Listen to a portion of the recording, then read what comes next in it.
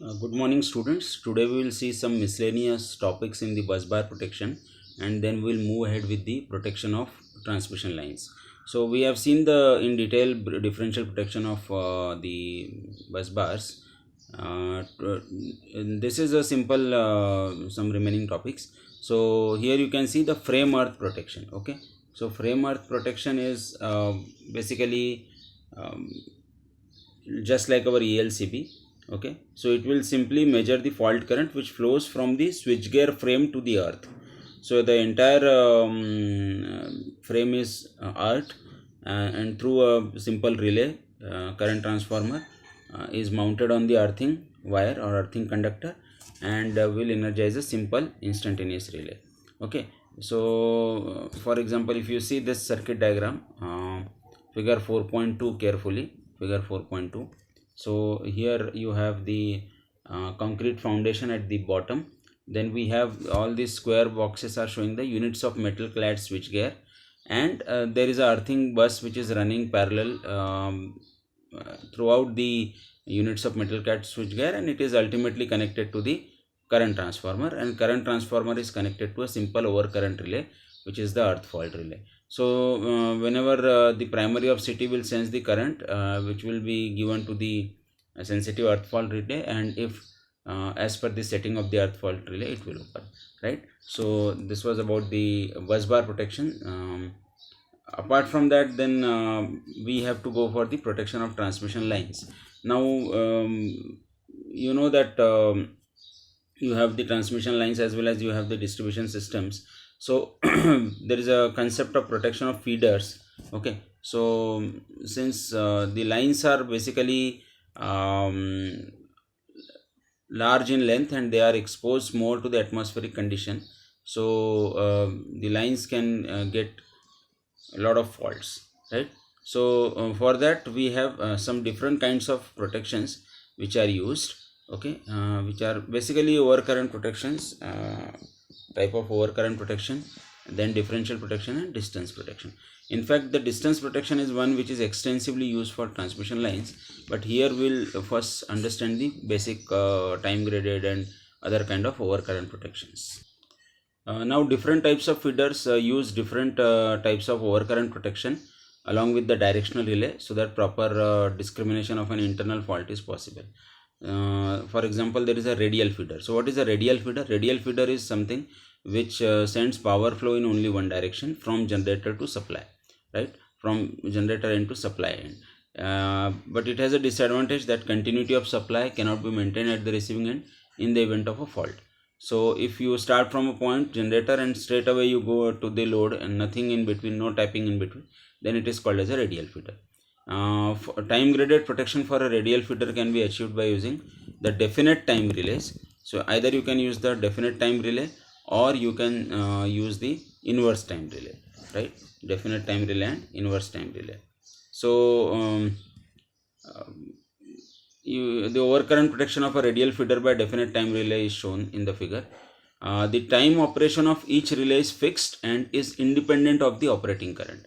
So if you see this diagram, figure 4.5 carefully, the relay which is at the largest distance D. Okay, so you have a generator G, then there is a transformer, then there is a circuit breaker A, B, C and D. A, B, C, D relay and circuit breakers are there. So the one which is at the farthest distance will have the smallest operating time of 0.5 second. Then relay C will have an operating time of 1 second, then 1.5 and 2 second. So this kind of fixed time definite time relays can be used. Okay, so if a fault occurs in the section beyond D, it will be cleared in 0.5 seconds, right? Any fault which is beyond D will be cleared in 0.5 seconds, and the only direction only way section D, this only this way it can be isolated. If the relay at D fails to trip, then C will operate after 0.5 second, that means after 1 second of the fault. So this is one of the methods using the definite time relays. But the disadvantage of the system is that if there are a number of feeders in series, the tripping time for faults near the supply end becomes high. So if you are if you have a fault near the supply end, which is basically more crucial, then the time taken for this can be very high. So this is a big disadvantage of the definite time relays. Then you can use inverse time relays. Okay, so inverse time relays means what? The operating time is inversely proportional to the operating current. So higher the current, lower will be the time. That is the inverse characteristics of a relay. I think you have studied this earlier also, right? Farther the circuit breaker from the generating station, the shorter is its relay operating time. So you can see here in figure 4.6, relay BC, okay, are assumed to have the inverse time characteristics. A fault in section BC will give relays time which will allow breaker at B to trip out before the breaker at A, right? So IDMT relays are inverse definite time relays are basically used. So using the in this particular section. Now many a times parallel feeders are employed in order to have a load which is really essential, and for that we use parallel feeders to maintain the continuity of supply. Now in the protection scheme of the parallel feeders, we cannot do only with the non-directional or bi-directional relays which cannot understand the direction should not be only used. So here there are two types of relays are used. On the left hand side you see there is a generator, and then there are two CB written. So these two CBs are basically two circuit breakers with two double side arrows. These double side arrows are representing the non-directional relays, right? On the generator side you have non-directional relays. On the substation side you have instantaneous relay above the circuit breaker which are directional. That means they will work only if the direction of the current or power is as shown in the circuit, right? Now why it is like this? Because in case there is a fault on one of the feeders, both the feeders should not turn off. Okay, we should supply the load through the healthy feeder. So for example, if the fault occurs as shown in the figure, okay, on feeder 1 you can see there is a fault on the feeder 1. If there is a fault on the feeder 1, then the current will be fed to this fault via two routes. One from the generator through the circuit breaker to the feeder 1 directly. Another will be from the circuit breaker feeder 2 circuit breaker, and finally through the last circuit breaker to the feeder 1, right? So there will be two currents which are flowing through this. Now ideally what should happen? The feeder 1 circuit breaker should open and feeder 2 circuit breaker should not open. So how this will happen? This will happen by the relay on the feeder 2 which is on the substation side. Okay, so this is an instantaneous relay. When the current will start flowing in the opposite direction, this will happen only in the case of a fault. This particular relay will operate and it will open the circuit breaker. Okay, so this is how you can ensure the protection of the parallel feed. Another type of feeder that you can have is called as a ring main. In a ring main, what you have is there are many different connection points, or you can say substations, which are interconnected and they form a closed ring, right? So from the generator, you will start from the generator, you will go to substation S1, then you will go to S2, then S3 and S4 and back to the generator. Okay, so basically you are you are completing a ring like this. That's why it is called as a ring main system. Now this kind of an arrangement really helps, because it will ensure that most of the loads which are connected at S1, S2, S3 or S4 stay connected in case of a fault, right? So this is the advantage of the ring main system. Now how the protections are set here.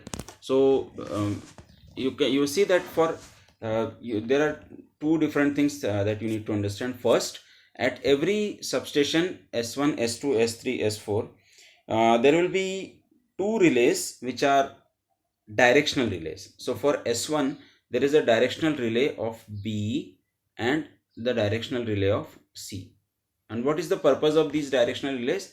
These directional relays will trip in case there is a reverse power flow. Reverse power flow means if the power is flowing away from S1, either in the direction of generator or in the other direction, then the relays will be tripping. You see, B and C, both the directions are opposite. So the current should come at S1, it should not go away from S1. So if the current is like this or like this, then the relay are going to trip, right? Similarly, if you observe at S2, there are two relays D and E, or circuit breakers D and E, which will open if the current is either going away in this direction or the other direction. Same thing you can observe at S3, at G and F, okay, and at S4, I and H, right? So these 8 relays, B, C, D, E, F, G, H and I. These are the 8 relays which are connected at 4 substations in the opposite direction, so that there should not be any reverse power flow at the station. Then there are only two relays which are connected at the generating end, and these 2 relays are basically the bidirectional relays. These 2 relays A and B are the A and J are the bidirectional relays. Okay, now we'll see one more very important aspect of the time grading, how the time grading is done in the relays. So if you see carefully, the largest time, let us go in the clockwise direction first. From G, let us follow this path G, then we'll go to S1, then S2, then S3, S4, and we'll come back to G. Okay, so while traversing this clockwise direction, you see relay A has a setting of 2.5 seconds, right? And we are going only in the forward direction. So in the forward direction, we have relay C, which is having a time setting of 2 seconds.